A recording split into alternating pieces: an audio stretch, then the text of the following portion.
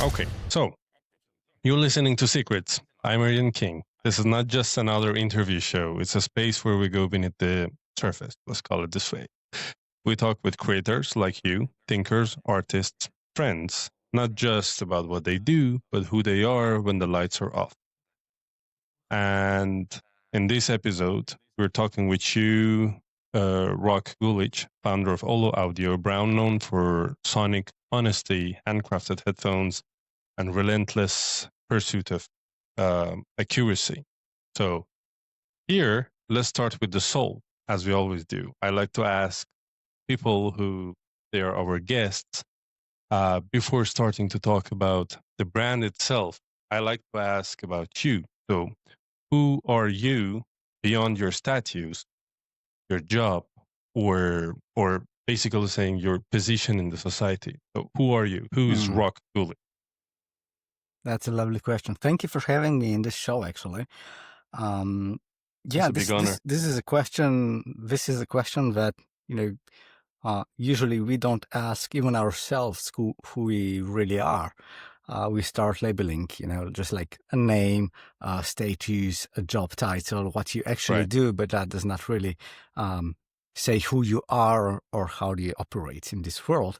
So for me, there's this idea of you get what you give. And that's kind of like the North Star for me. So everything I do goes, or everything I think goes through that North Star, meaning, if you give love, you're going to receive love. If you give hate, you're going to receive hate, as well as truth. If you tell the truth, it's likely that, the truth will find you as well. That's beautiful. So in this case, the next question is super related to actually what you answered to the first one is, do you believe in good and evil as real forces as it's been defined by the religions? Or you think it's just constructs the sense of chaos, the way we use it? Well, obviously it's interconnected with what I said before. If you believe in giving and receiving something in return, it's in a matter of, energy or status or, forces or whatever you want to call that.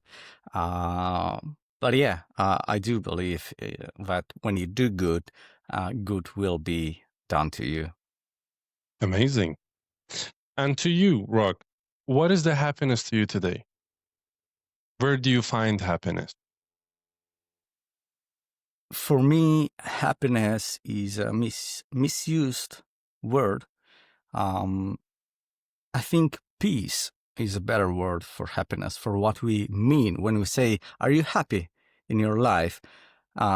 We actually mean more like, are you peaceful inside? I believe that is the true happiness. And it's not just, smiling away. Those are temporary feelings, excitement, stuff like that. But excitement shouldn't be mixed with happiness, which for me personally, it's just, internal peace. That at least how I see life and the world Honestly, today. I do have the same exact vision. Yeah. Yeah, but obviously when I was younger, happiness was directly correlated with public success, I guess. Which I guess it's a normal step in human development. I think it comes with the experience and age. When at a certain time of the life you come up with this and you understand that, okay, the only thing you want to be is actually away from chaos. You know that happiness is not permanent. You know that everyone you love are not going to be alive always. You know that not every day of your life is going to be fun. So chaos will come. It's a part of our living. But when you are peaceful inside and you know how the universe works toward you and how the living basically puts you on a default of understanding how every step's going to work, bring you an internal peace, which I think, that is happiness. Do you believe in afterlife? I do. I do, in a sense that, well, actually, I'm not sure if there's afterlife. Like, nobody really is sure. Yeah, You can't no one believe can. it. That's why we're using the word believe. But yeah, I tend to make life decisions and live with this principle that there is an ultimate judgment day somewhere, someday. And I try to live my life with that in mind. So you do not believe in the Matrix?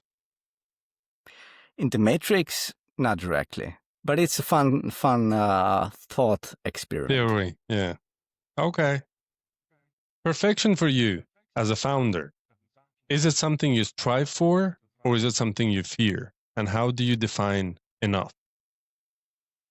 That's a tough one. So perfection, there's a song, I love all your imperfections, basically as perfections, by who's the author of that song?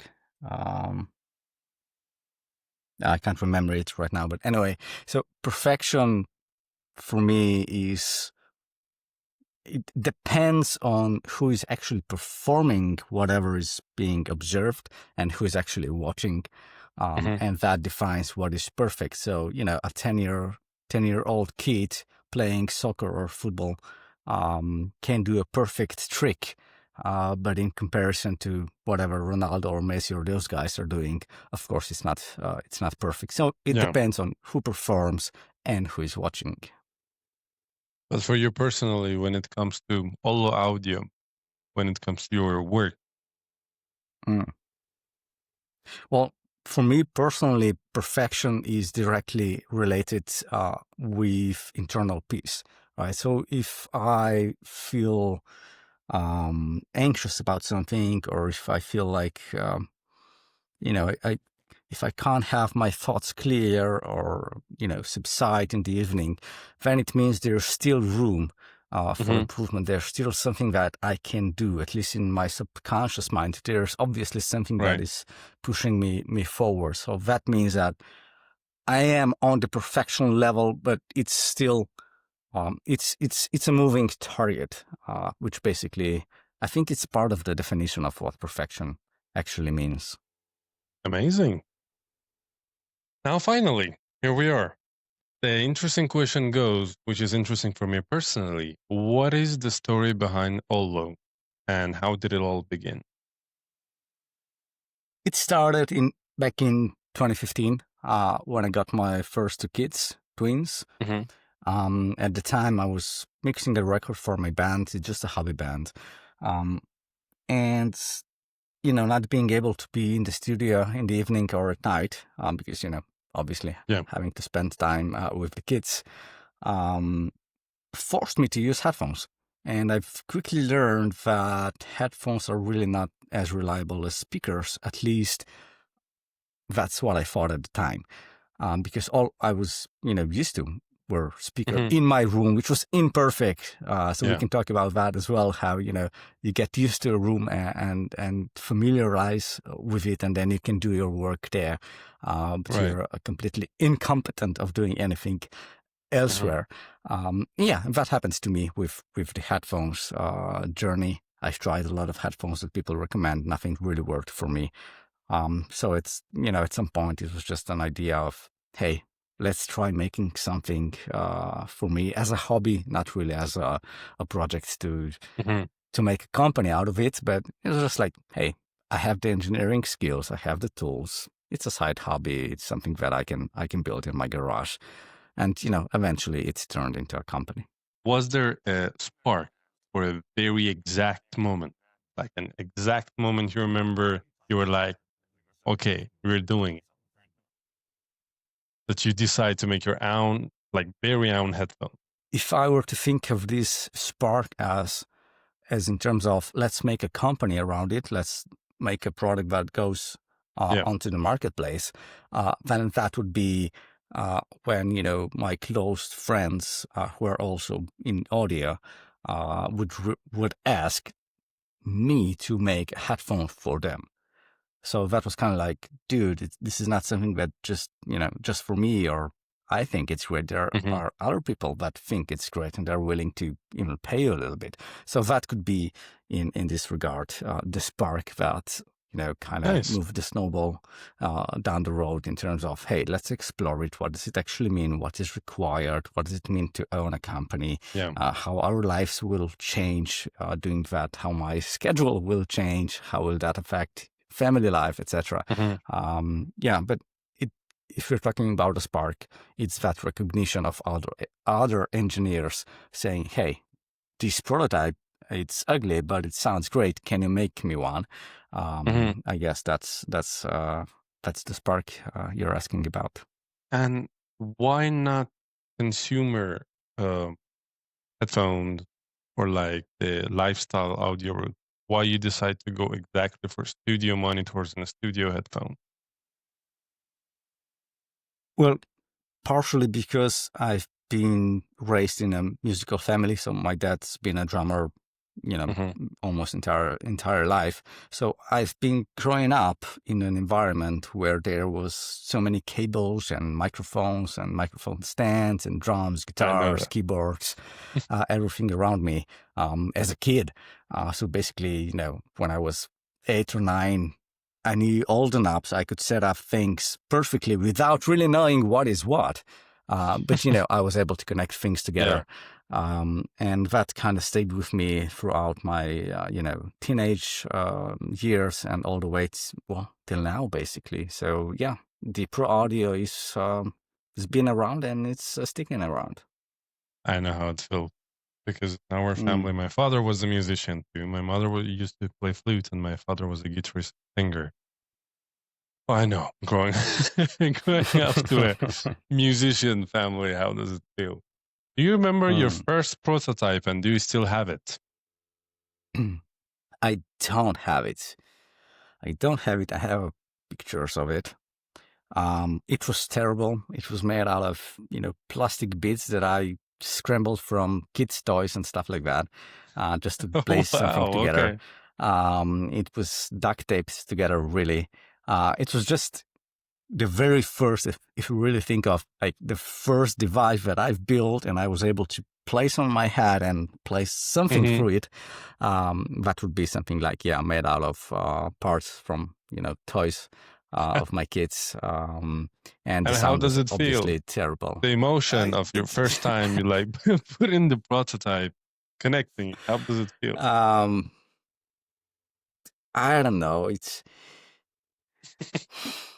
It was a journey, so now looking backwards, of course, I can connect the dots. But at the time, I believe it was just, fun, something to do on a Saturday evening, playing with, little bits and pieces, putting something together, trying to understand how headphones work, as a general principle. And I don't really recall any specific emotions from that moment, but I do recall those later on when there was like, I don't know, prototype number 15 or something like that, when they were, kind of getting to the shape or the design, the visuals, the aesthetics that they still kind of have. So the wooden parts on the outside, the aluminum back plates, some sort of steel arch on top of that, like, a nice cable. I do remember being proud at, coming through from an idea to something that actually looks like a headphone back in the days. And it's just, being proud to be able to do. I love the boxing when it arrived. The boxing felt good. It's like the men's style boxing, like the craft cartoon box. I love opening. Still keep it in a box. Good. I don't keep it in a case. I keep it in a box. Still take the box out. Do you think about making your own monitors also, studio monitors, apart from the headphones, or you're more focused on the headphone part of the business?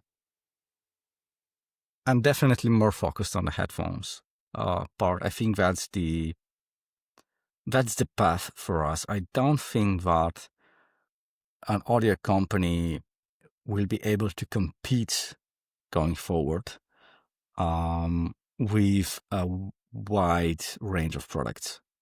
I think the only way to do that is to be a mass producer, meaning You do everything out of plastic, you outsource it somewhere, and you import it back. And you just, deploy the machinery to do that again and again and again. And we've seen that with many companies. Obviously, that's not the game I'm interested in. I cannot compete in that game. You need immense network, immense capitals, and so on.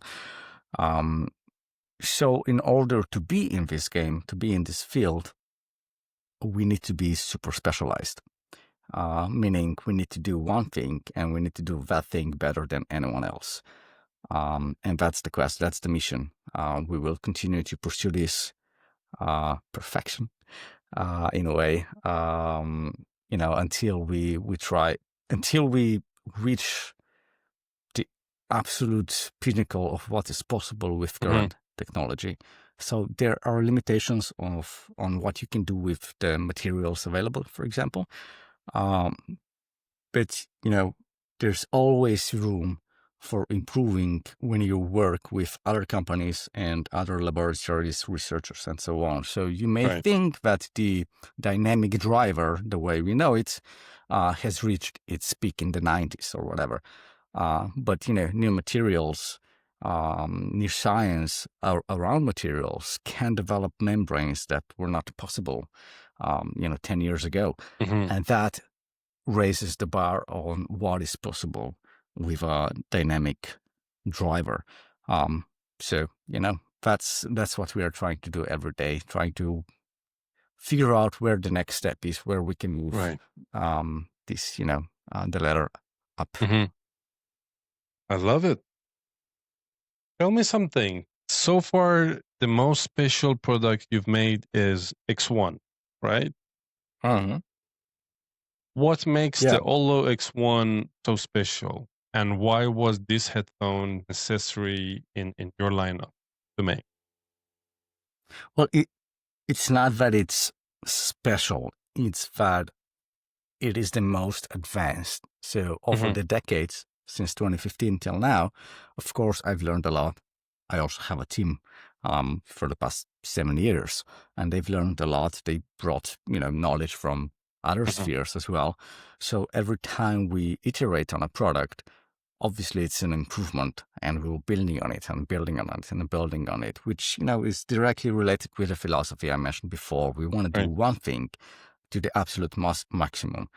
So for that reason, you cannot buy previous models from us. You can only buy the last model. The previous one makes no sense to build because, it's really not on the edge. So why would a company say, we are the best company, we try to do everything on the edge and then sell a 30 years old model? To me, that's hilarious. But there are companies doing that because it's profitable, because it makes sense, it's optimized. Still does it, yes.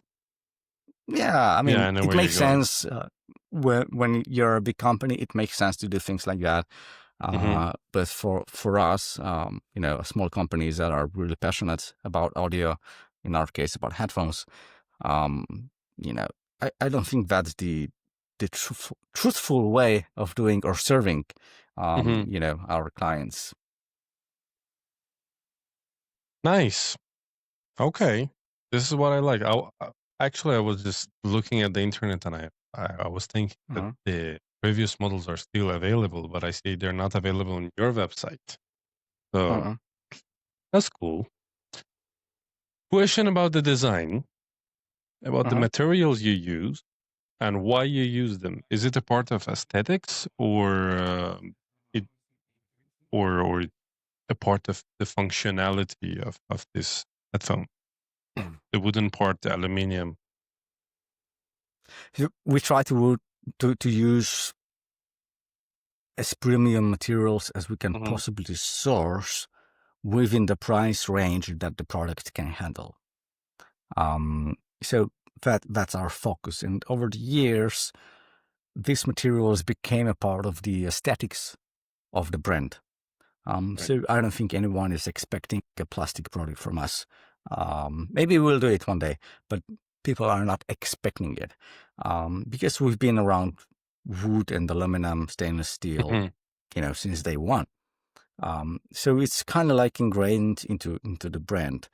I'm not saying these are the easiest materials to work with. They are not the cheapest, far from it.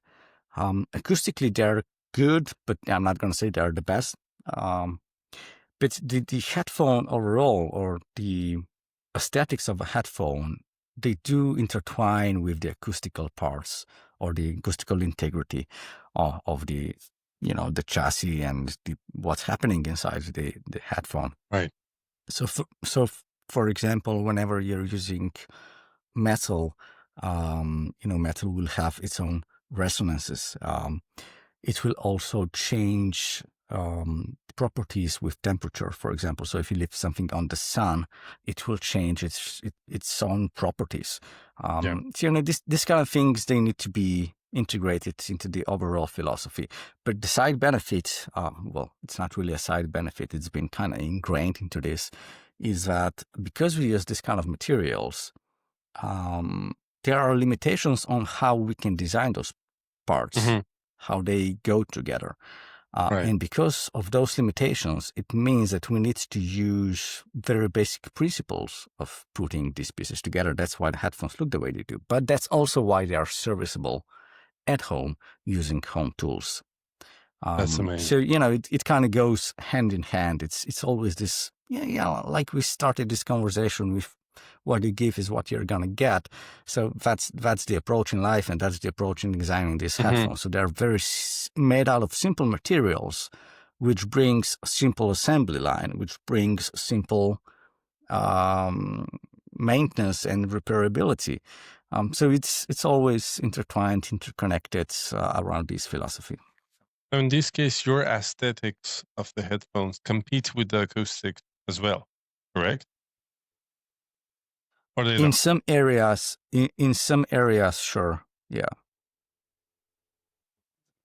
The next thing I would like to know is, in a market full of mass-produced gear, what does it mean to you to build headphones in small batches by hand? As I understand, all the series of X1 is handmade, correct? They're hand assembled, yeah. Of course, there's CNC machine that does some drilling and stuff like that. Right.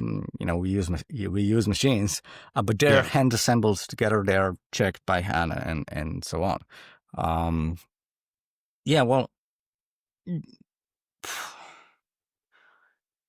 it's kind of like a business question. It's really not so technical or philosophical. It's really it's the dynamics of economy. So how it feels, you mentioned how does it feel to make something by hand?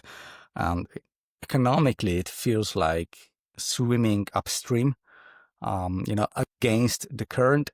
But emotionally, it feels fulfilling.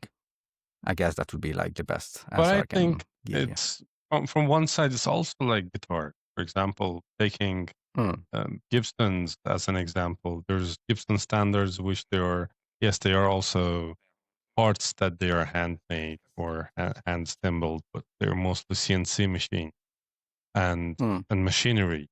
But there are the parts which are the Morphe Labs and custom shops, which is all handmade from the scratch. Of course, it takes more effort, but I think there's more value to it when it have more human interaction, even if it's swimming upstream. Yeah. All right. So, if someone never heard OLLO, what are they likely to feel on first listen? I was surprised. So I didn't know what to expect when I get the headphones, honestly. I was like, okay. So I will give it a shot. But I wanted to hear it from you, as you created this from the scratch. If someone who never tried it before, they use another headphones, and you're going to get the OLLO for the first time. Well, obviously, we have a ton of feedback coming through emails, through forums, through chats, through in-person meetings, and so on. And there is one thing that kind of comes up in most first touches, which is I can hear everything clearly. So I guess the clarity would be the number one thing that comes as a feedback from people that never heard them. But it also is very related to the background of whoever is testing this. So if it's an audio engineer, then yeah, clarity kind of comes as a first feedback. If it's a hobbyist, a DJ, something like that, strong EDM guys usually come back as they're boring, lack of bass, stuff like that. So it really depends on what is your background and how experienced you are in audio engineering, because you really can't appreciate, flatness in general. If you don't know how to use it, it's very hard. It's just to use it. Yeah, it's same as family. It's really difficult to appreciate a relationship with, if you see someone who has a relationship with his or her kid, it's difficult to truly understand it if you don't have a kid. So it's kind of in the same way, or making food delicious or anything like that. Yeah. It's always this level of experience, the experience ladder, I guess we could call it. And the lower you are, the more you need things exaggerated to actually notice them and taste them and hear them. And the more experienced you are, the more important the nuances are. And of course, we're talking about nuances in audio engineering. That's all we care about. If you ask someone on the streets, these nuances for them, it's completely irrelevant. Yeah. Talking about flatness. What does flat mean to you beyond the frequency response? And is true neutrality even possible? It's a very tricky question. Well, tricky. It's a question we can debate about quite a lot, because frankly, you can do an analogy. What is a perfect pizza? And we're going to have a fight about it. And then we're going to ask, how can we measure a taste and compare measurements between different pizzas? Yeah. And of course, there are methods of doing that, but, there will always be, some tolerances there. And it's the same in audio. Audio is subjective on one side for obvious reasons, like, how we hear. And also on the other side, it is science, but it is difficult to find a consensus on what is flat, how to measure flat, how to interpret flat. So, for example, in science, we have many reference points. So, I don't know, the speed of light. It's been defined as, how much time the speed needs to travel 1 meter of a distance in a vacuum. Right. And that is universal no matter where we are, it works. And it's a reference point for measuring time. When it comes to audio, we don't have that kind of thing. The closest we got to is the threshold of hearing. We say it's 20 micropascals, the threshold of hearing, but that's not exactly the level for you or for me or for anyone. It's an agreed reference. So we say we are agreeing to using that as true, even though it's not really true. And when it comes to flatness, again, we are kind of agreeing on what it should be, but we can't really measure it, and we can't really pinpoint it as accurately as the speed of sound or definition of a mass or whatever like that. So in this regard, the closest we can get to what is flat is it is a range. We know for a fact that a proper audio engineer like you are, or a musician, will never tune their subwoofers 25 dB louder than anything else. So that would definitely be, over the top. But we also know that you're not going to keep it at the same volume, because that would be just not using them. So we know that the range for proper or balanced subwoofers against anything else is roughly between 3 or 4, maybe 5 dB up, all the way to maybe 12 dB up. So it is within about 5 dB range, depending on who you are, what you listen to, what you like, and so on. But it is going to be in that range. It's not going to be 25 plus. It's not going to be 0 or minus 10. So we have a definition of what is flat that is made in the same way. Does that make sense? Some people say, It does, but some people say that flat sounds more sterile, while others say it's more honest. Now, when it comes to OLLO, how do you think you land in the spectrum of being more sterile or being more honest? It falls back to the previous question, because It if does. you cannot define, how much does a pen weigh? Well, you need to have a reference for this, and in the modern world, we have a kilogram for that. Or a gram, which is a definition of mass, and it is defined, and only when you have that, then you can measure something and say something is or isn't 10 grams, 20 grams, or heavy or light or whatever. So when it comes to sound and describing sound, it's very, very, very subjective. So whatever you think sounds sterile might be something completely different for me. Or whatever you think is honest representation of something could be very different for me, just because of the language being used and the ideas that come to mind when you're using this kind of word. What is warm? What is fuzzy? I don't know. It could be the same thing. It could be very, very different. What is, or same things happens with transients.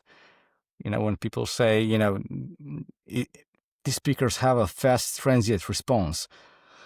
Well, it's really difficult to hear transient response with the auditory system that humans have. Yeah. But we can perceive it through, in other ways to get an idea of, all right, this speaker moves faster than the other. But in truth, our brain and the auditory system is not capable of perceiving 0.001 difference. Sure. It's just not possible. So more of a show off in the studios.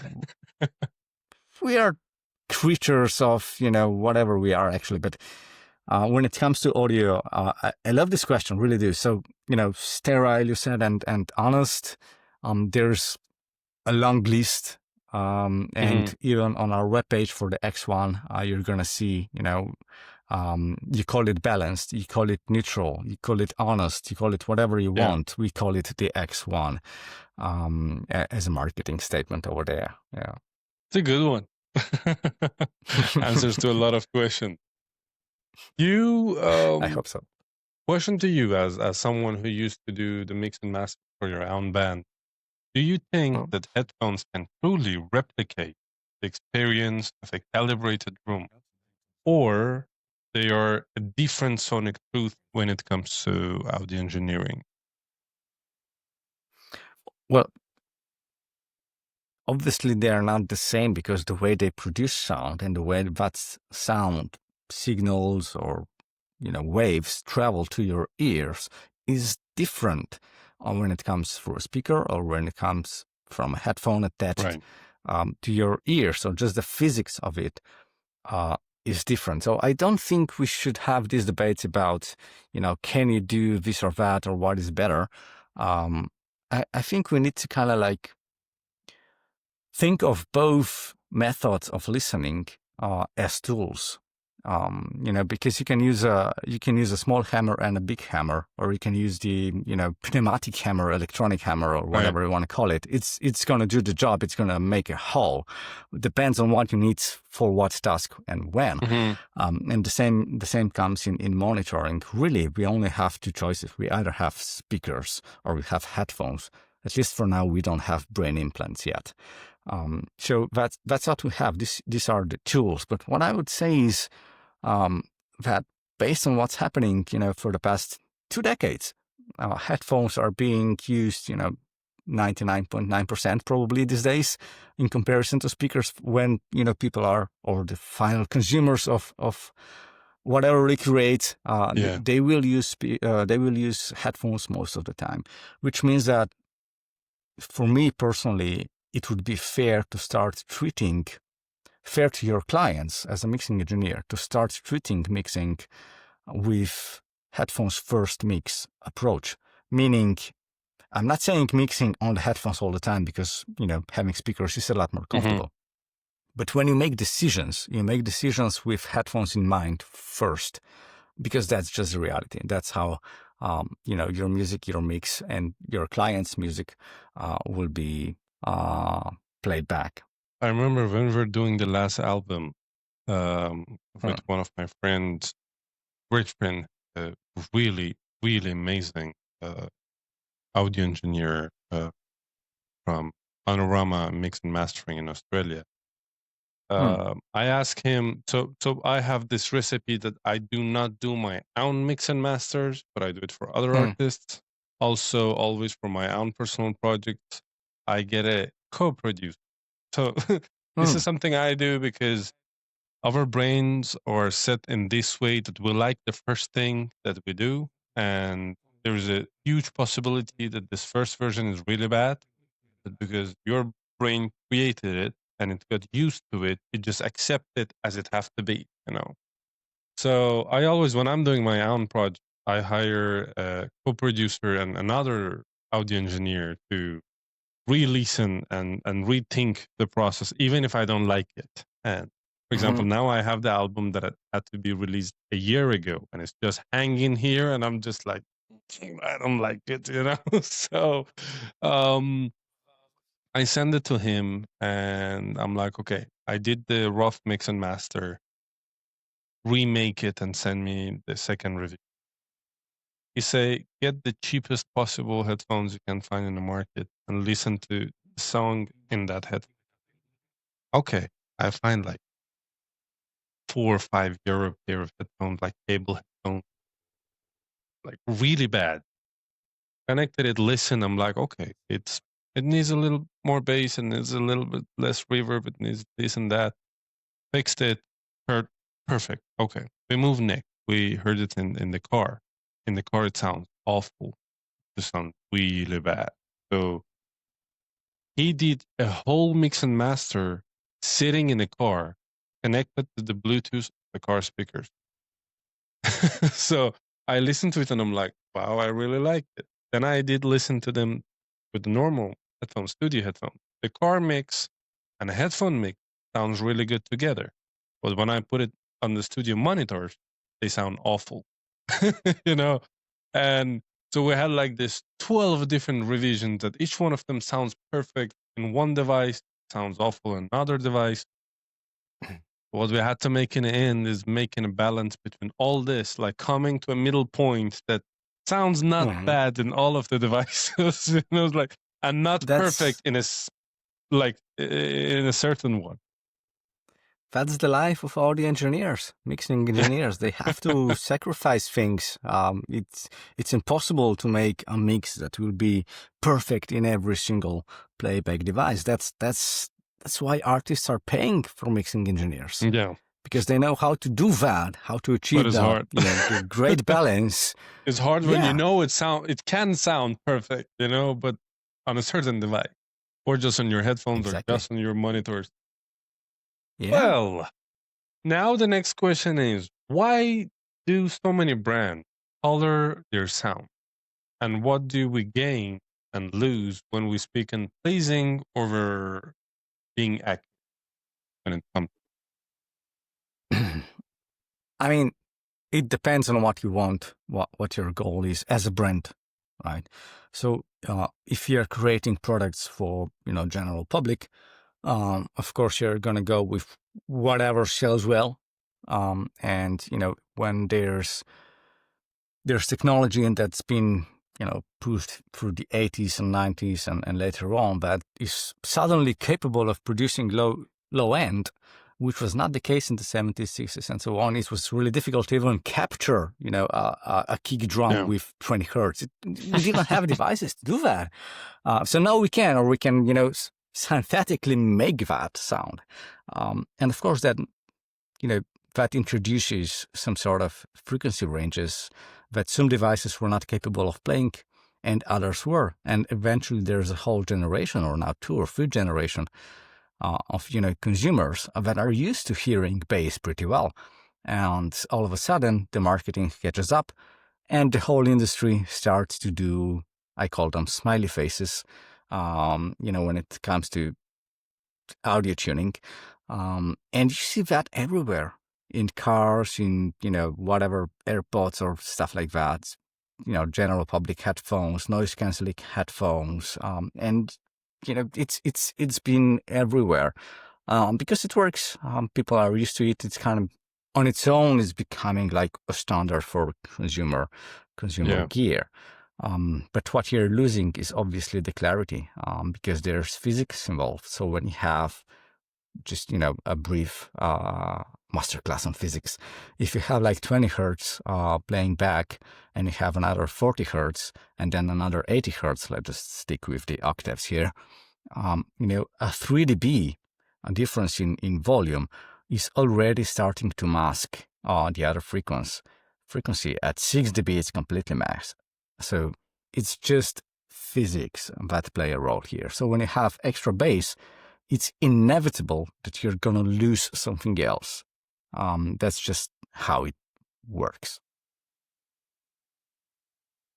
Right. And all right. Now, okay. So in your case, in case of OLLO, X1, let's take, for example, the final product. How much of your tuning is based on measurement and how much on your intuition and listening when you do the head? Well, obviously we use both, like probably any other company. We focus a lot on measurements. Yeah, we do. We've developed different ways of measuring. We've developed our own target curves. There's a bunch of videos on YouTube about that process. And at the same time, we've developed the list of ambassadors that's been doing this for, longer periods of time. And those ambassadors are, all sorts of demographics, all sorts of genres and so on. Some are, pure, let's use speakers and, a $1 million room. And some are just, traveling artists with, just using headphones and a laptop. Yeah. So it's a very diversified field of ambassadors that receive these units. Usually it's 30 people involved in this step. And we gather their feedback. So they get our prototypes, which are basically almost finished products. And we gather then their feedback for the fine-tuning of the product. So yeah, it's science on one side, and it's listening sessions with experience and intuition on the other side. Yeah, and we put that together. But how is your R&D process? Who decides when the headphone is right? Like the last person that say, okay, now it's perfect and we can release the product. Well, obviously that would be me still. I am the owner of the company. I do have this veto right over here. If I don't like something, if I can't, stand behind it fully, then of course it's a no-no. But honestly, when you get feedback from, as mentioned before, the 30 engineers, and it's like 10 that have something to say about it, and you do another cycle, and it's usually 2 or 3 cycles are required, not more. It gets down to just 1 or 2 people have some sort of minor complaints. Everybody else is great product. Let's move on. That's obviously when I have to trust that the ambassadors know what they're doing, and I just green light it. Even if I do have like a little bit of I don't like this little part or this little, I don't know, something in the frequency range, I'm still gonna say yes, let's move forward. Because honestly, I'm quite sure you're aware of that in audio with guitars. I'm sure it's the same thing. Whenever you want to fix something, you inevitably are gonna destroy something else. So for example, I'm going to try to illustrate that with guitars because I'm not really a guitarist. You will correct me if I'm wrong, but if you're using, if you want to have like a lot of attack, I think so, you need like brighter strings that are lighter, they move faster and so on. But then you don't have so much sustain, right? So if you have like you lose the sustain, you lose the lower sound, you lose a lot of things. Yeah. You lose a lot of things, right? So it's always a balancing act. And it's the same with headphones. All right. So if we want to fix something at 10 kilohertz, it's likely that we're going to destroy something at 500 hertz or something like that, and vice versa. So it's always a game of, this balancing thing. I understand the game of sacrificing something down the road. I saw in the internet that you're using dummy heads and chambers. What's a surprising thing you've learned through that of using dummy heads and chambers? There's very, very few people on planet Earth that actually understand how these things work, how to interpret whatever they return. It's shocking. You talk to engineers in the audio sphere. I'm not talking to mixing engineers. Of course, mixing engineers will not understand that. They don't need that in their line of work.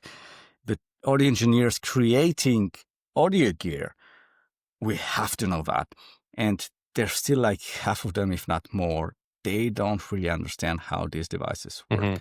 And honestly, even reviewers, in the past decade or so, where these dummy heads became affordable, we're not talking about, 3,000-4,000 euros, you can get something. They're starting to use that as a reference point, but it's not. It's a microphone. So there's a lot of confusion being tossed around by reviewers, doing injustice, not just to us, but to a lot of brands that are really doing a fantastic job. But, by being popular on YouTube, they have influence at the end of the day on the bottom line, and they're hurting the industry that they rely on, and they're also hurting, people that the company were considering to buy something in a reasonable manner, but were, strayed away from something that might be potentially really good for what they're looking for, because there's a strong opinion maker that really does not know what he's doing. In your case, do you prioritize phase response and time domain behavior and tuning, or for you, frequency picking? We focus on frequency first, because that is the primary way of hearing. So we hear frequency first and the most. So that is focus number one. Secondly, it would be the transients, or we can kind of like converge the transients with the harmonic distortion as well. So that is important. That gives the character. And then thirdly would be the comfort. How you think the OLLO headphone, let's say in a studio for mix and mastering, for recording, do you think it's a replacement or it's a complement to you? Of course, it's a complement. It's complementary. It's just another way for listening, for monitoring, and it has advantages, like being able to pinpoint some specific frequencies really accurately and consistently, because there's no way that your room and your sitting position will be exactly the same from a moment to the next moment, literally. While with headphones, we can get extremely close to that repeatable and known acoustical environment for you to make decisions, basically. So, and what's your take on the calibration softwares like SonarWorks? And do you think that headphones should be also corrected like monitors, or no?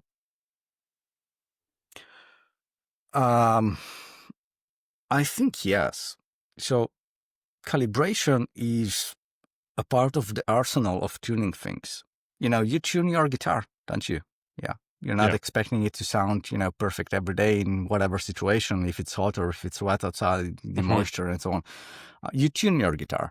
And the same goes for speakers. People will retune their speakers in their room probably every 3 to 4 months. Mastering engineers will usually recalibrate their gear, and the same for me. The same goes for headphones. They should be calibrated. It is a game of materials, and they have deviations, and they have deformation over time and stuff like that. So calibration is important when it comes to SonarWorks and other similar software solutions, it's better than nothing. But what they're eventually doing is to illustrate that with a room calibration. It would be something like your room over there, which is kind of the same size as my room over here. So now if we both are using Genelex, I will just use your profile in my room. Mm-hmm. Because that is what those are doing. They're basically taking whatever they have and applying it to whatever you have, which is, again, better than nothing, but it's far from calibrating headphones for what they're meant to do. Now the question is HRTF or emulation part of OLLO's vision, or you're focused purely on raw signal integrity? So we have that. With the X1, you get the ears, the calibration, and you get some basic emulations as a part of the monitoring experience as well. We did that with real phones. We are not focused on developing that ourselves because, as mentioned before, we really want to be specialized in one thing, and that is creating great headphones. When it comes to fine-tuning, we want to do that as well because it's a part of the product. But when it comes to emulation, that is something that other companies are capable of doing far better than we. So we're just going to make sure that it works together. And, over time, of course, these emulations will get better and better and better. And when they are built or put onto a good base, onto a great sounding pair of headphones on its own, of course, they're going to sound superior to whatever else. So that's the vision. Make something that is extremely good out of the box, and then deploy whatever software to make it even better or personalized or stuff like that. Nice. Now we go to the final section and a few personal questions. What does it feel to you to know that someone used your headphones for writing an album, a film, on headphones you built basically or assembled by hand?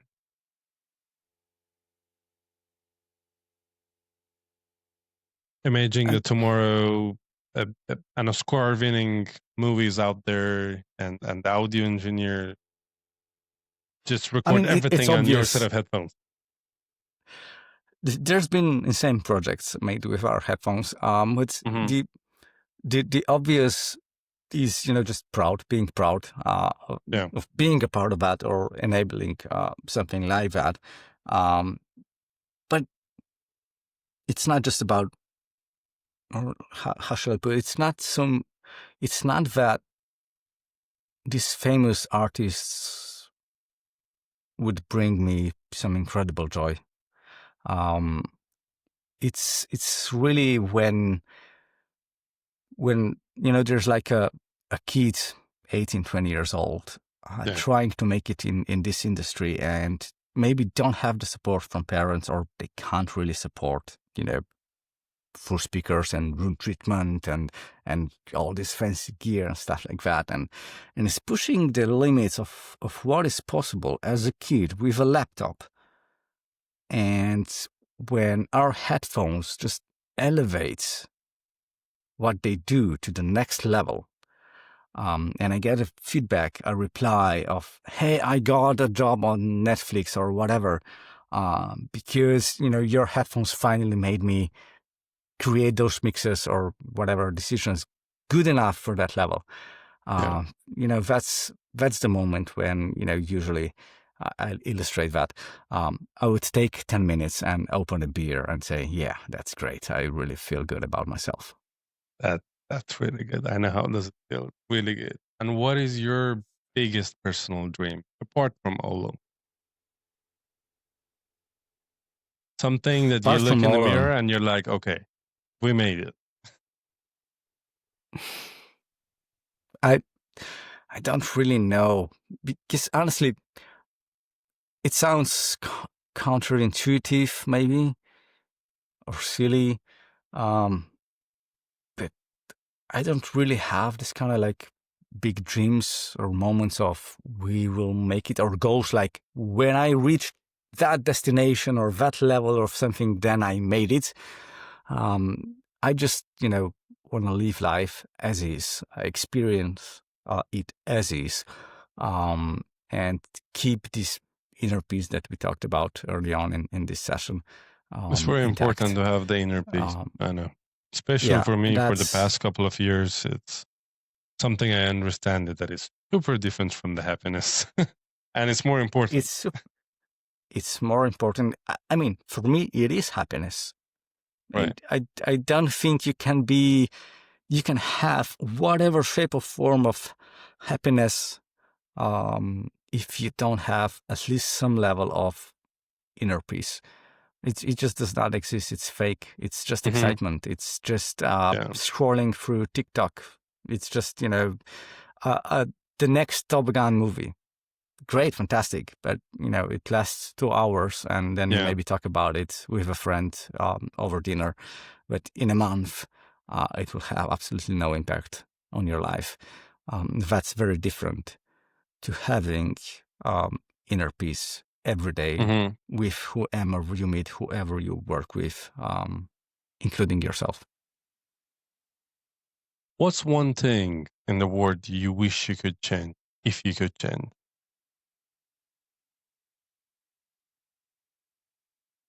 The one thing, I don't know, I haven't thought about it. I really haven't. This is an interesting question.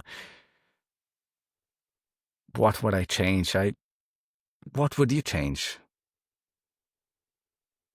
Probably nothing. Probably nothing, yeah. So, I mean, in a way, life is good. We as a society, we have higher standards in everything in comparison to, our parents or grandparents. We are in a safer place, no matter where you are, unless you're in, Gaza or something like that, of course. But in general, we are in a safer place. We have better food. We have enormously better healthcare. We have knowledge at our fingertips for us and for our kids. So the future looks brighter than ever. At the same time, it looks terrible. So, but there is a research. I don't recall exactly who did that. Asking past generations of their fear about the future, and it was always there because as human beings, we are creatures of habits, and whenever there's something new coming in, we first fear it. So everybody, there was a fear of television the same way that it was about internet and the same way that it is about the AI right now. So it's always this feeling that the future will be terrible, but somehow, the ingenuity of human beings makes it. Yeah. So what would I change? Nothing. I just hope that, we as human society, we do stick together enough to understand that we are the curators of our own future, and hopefully we will be smart enough to not fuck it up. Beautiful. Hopefully we don't fuck it up. As an audio engineer, an interesting question to you. If no one hears the sound, does it still exist as a sound or only as vibration? So you're basically asking for the definition of sound. Kind of. Yeah, it's true. So sound is nothing else but vibrations of materia. So it only exists as long as you have particles involved. Sound does not exist when you transition from particles to radiation. So, by definition, it's made out of particles, and it's particles moving. What we call sound is just the part of vibrations that we are capable of perceiving. But if music is universal, why do we need to learn how to listen? If music is universal, well, is it universal? I think it is. Isn't it? It's a sound. It's the vibration. Let's. Is sound and vibration? Sure. Sure, but when you say music and listening to music, it's not the same as sound, because sound is whatever is around us, whatever noise, Right. whatever vibration that we can hear, that would be interpreted It's as more of sound. asking if musical meaning is innate or taught, basically saying. I think musical, or whatever is felt as musical, is strongly defined by where you've grown up, because there are different chords progressions, different scales being used by different nationality groups, or races, whatever you want to call it. Right. So by definition, what sounds musical to you, or your brain imagining the next chord that's going to come, is going to be different if you're from India, or if you're from, I don't know, Sarajevo, or if you're from London, or if you're from Nashville. By the way, that's really interesting topic. Why, I've had a discussion with many engineers about this. Why do we have this kind of like sound signatures limited to some areas? Why is it American pop rock music is very punchy? Why is it that, the Brits will always sound like, Stereophonics, Like or Radiohead or Pink Floyd? It's always the same kind of vibe to it. And why Italian music, for example, is very sparkly and exciting and open and extremely clean productions, very rare in other parts of music. Globe, I guess. So, where does all of this come from? What do you think? I think it's cultural, and I think it's more cultural. It's like food. It's like food. Some really like it spicy. Some others don't. I think it's really food. And an interesting question would be, do you think that sound remember the emotions they carry, or they don't? The emotions? Right.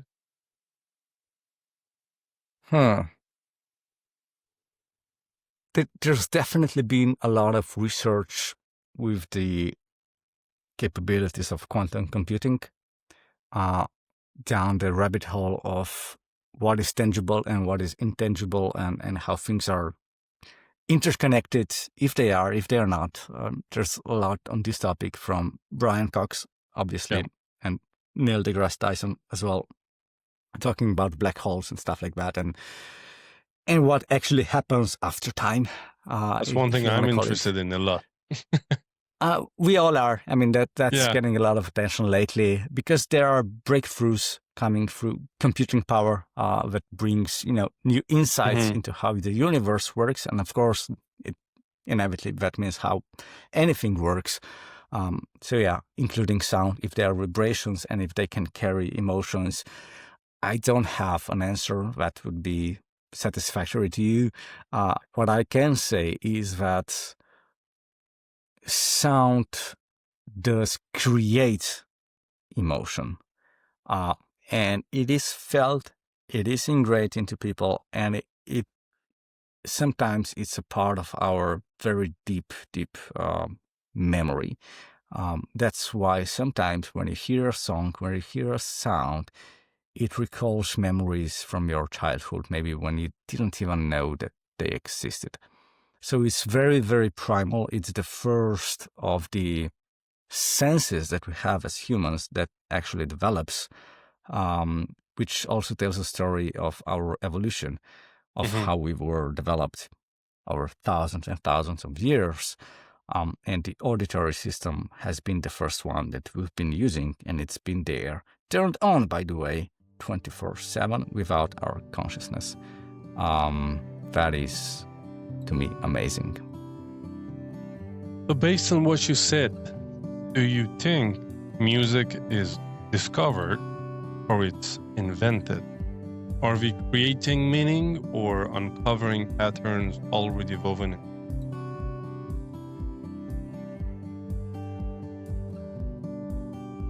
I would probably lean, I can see arguments for both sides, but I would lean more towards discovering. The reason for that would be because I am an engineer and I do put science quite strongly in my life. And saying that, with current knowledge and understanding of the universe, the patterns exist and you discover them. Amazing. Now, as the final part, I would like to know if you have any message you'd like to leave to people who listen, something personal, something true, and something related to you. That's always very, very difficult. I would say that knowledge is great. Sharing knowledge feels great. If you have an idea, if you had a thought while listening to this podcast, write it in the comments. Let's have a debate. Let's explore further. Let's connect. Let's be human. And, move on, I guess. Just, live life. Amazing. Thank you so much, Rock. It's a big honor to have you as a friend, and it's a big honor to have you here. I hope we meet soon and we talk very soon. Big honor to have you here on Secret. Thank you. Thank you very much for having me. It was nice to talk to you. We'll talk to you soon. Cheers. Take care.